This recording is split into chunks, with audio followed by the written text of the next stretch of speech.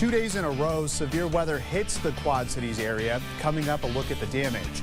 Plus, a look at how former President Donald Trump is responding after his arraignment. And we get through the severe weather that we've seen the last couple days, and we're going to track it. Some nice weather coming up for us. Your news at 11 starts right now. Live from the KWQC studio, this is Quad Cities Today at 11.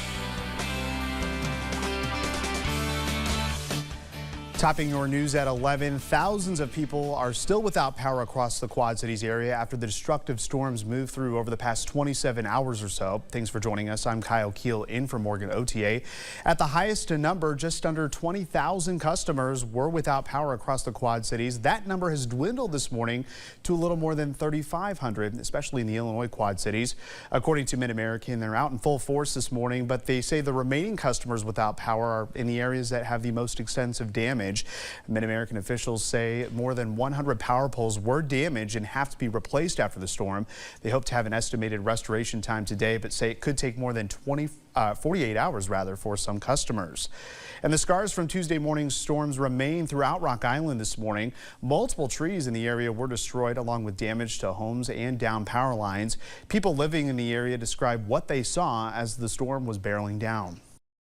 We were, being Midwesterners, sitting outside watching the black cloud come in, and the wind picked up. We started to see the trees bend, but then everything went white, and we heard the roar, and we head down in the basement, and when we came up, this is what we saw.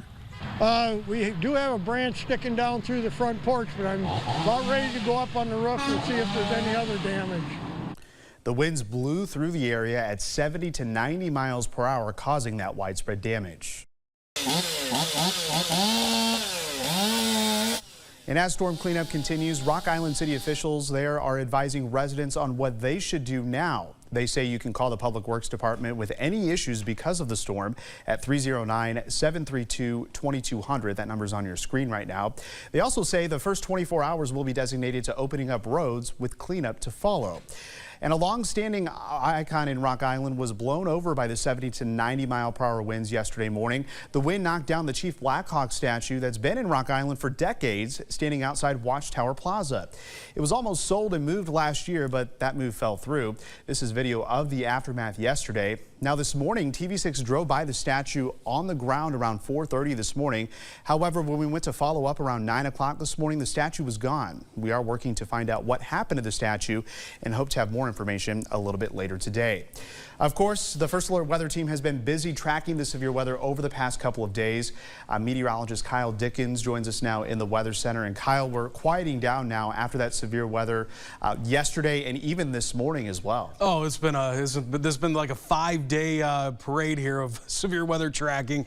Yes, this is quite the, I've been around here my whole life except for 2 years. I've never seen anything like this where we see two major near outbreaks of severe weather move through in such a close amount of time. Let's take a look at radar this is from yesterday morning, and you can see this storm started out near West Liberty and Wilton. As it progressed through here, we got a severe thunderstorm warning for hail. Wasn't really looking too bad once it got into the Eldridge area, and then eventually as it got into the Quad Cities and the Kelowna area, that's when we had to watch for the tornado that dropped, and really wasn't anything that we were expecting. The environment really wasn't there for tornadoes, but what we think happened kind of created its own little microclimate. So that swept through into Bureau County. Here we are at 11 a.m. That continued on through, and then went into parts of LaSalle County there, and continued its devastation as it went through the Chicagoland area. Skyview now, that unfortunately, folks, that warm weather that came with it, it's gone. You can see the storms that moved through this morning are now moving out into parts of Indiana with that cold front and warm front. And that cold front is slicing through. Check this out, 67 Princeton, 42 over here in Davenport, 41 Muscatine. And that wind is shifting as we get through the night tonight, continuing dropping temperatures. But the good thing is we're going to see cloud cover kind of start to dissipate, and we're going to make way for a much quieter and nicer weather pattern over the next several days. We have the details coming up in your full forecast. All right, we continue our storm coverage now in Moline. This is video of damaging winds that tore through parts of the city. This is off John Deere Road, where you can see we had a semi that flipped over. You saw those signs from area businesses and restaurants that were pretty much destroyed. Also, Steve's Belgrade in Moline saw damage from the strong winds. The roof was blown off by those strong winds. Traffic was down to one lane on John Deere Road for much of Tuesday morning and afternoon as power lines were down, blocking an on-ramp.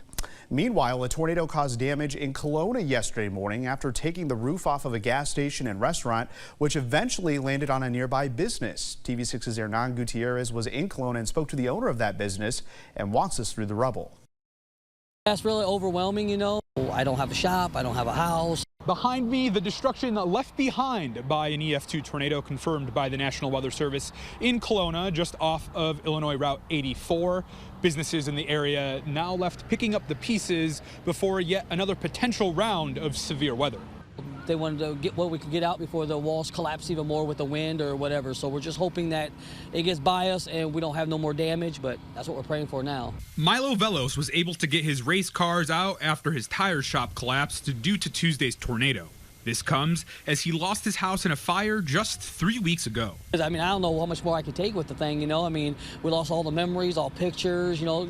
We lost our 3 dogs, and that was the hardest part. Across the street, Amber Reel started recording just as the roof of a neighboring gas station was ripped off by the storm. Oh my God. I mean, we're lucky. I don't know. I look at all this and I'm just like amazed that even my mailbox, when this sign this morning was sideways, but my mailbox is still scanning normal. For Velos, it'll be a long road to recovery. About 25 people helped him clear up what he could. I'm gonna have to get a demo permit, and I'm gonna start demoing it, and unfortunately, it's nobody's fault. It's the act of God, so it's like, you have to take care of it. In Kelowna, Hernan Gutierrez, TV6 News. The National Weather Service says the tornado was on the ground for about 1 minute and traveled about a half mile during that time. And many of the areas hit hard by the latest round of severe weather yesterday into this morning were also hit hard by the severe weather last Friday. The National Weather Service in the Quad Cities confirms there have been at least 23 tornadoes across eastern Iowa and western Illinois. That happened on March 31st. You're seeing video of a couple of the tornadoes as well as damage in the Tipton area. 11 injuries have been reported, but fortunately no deaths. The National Weather Service will continue their damage assessments with the total number of tornadoes expected to be in the upper 20s. Heading to Bureau County now, where our crews found a lot of damage there. At the county fairgrounds in Princeton, a large barn collapsed. It was used for different events throughout the fair season, important to the community as a place to store large farm equipment. We have sustained winds far greater than this one that have actually caused a few problems, but the way that this one was hit just had to be the direction of the wind to take it down. This building's been here a long time and sustained a lot of stronger winds than it did today. It's just amazing to see this happen. No other damage was reported at the fairgrounds in Bureau County. We're told the barn was not insured. And in response to the damage over the last several days, Iowa Governor Kim Reynolds updated her disaster proclamation, now including Jackson County. These proclamations allow the state to use federal resources to help after natural disasters. Clinton, Des Moines, and Dubuque counties were already included in that proclamation. Now to political news. For the first time in history, a former president faces felony charges. Donald Trump is charged with 34 counts of falsifying business records in the first degree. And in New York, that's a Class E felony. All of these related to alleged hush money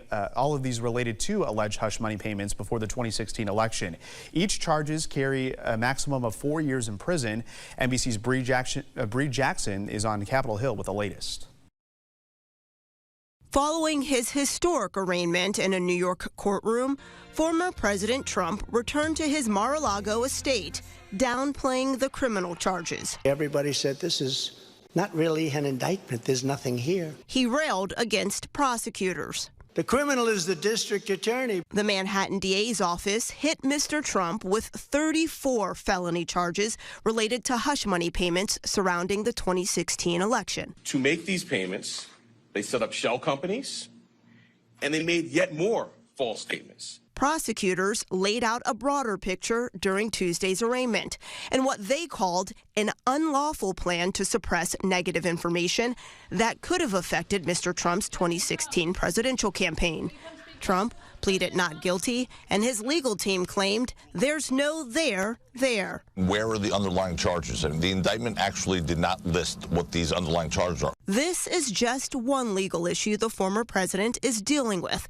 2 other investigations include efforts to overturn the Georgia 2020 election results and classified documents found at Mar-a-Lago.